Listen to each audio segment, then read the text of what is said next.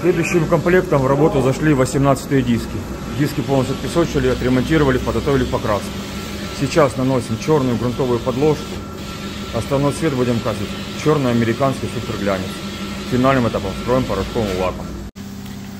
Прошел у нас цикл печи, 18-е диски выехали по черной грунтовой подложке. Сейчас будет нанесение основного цвета.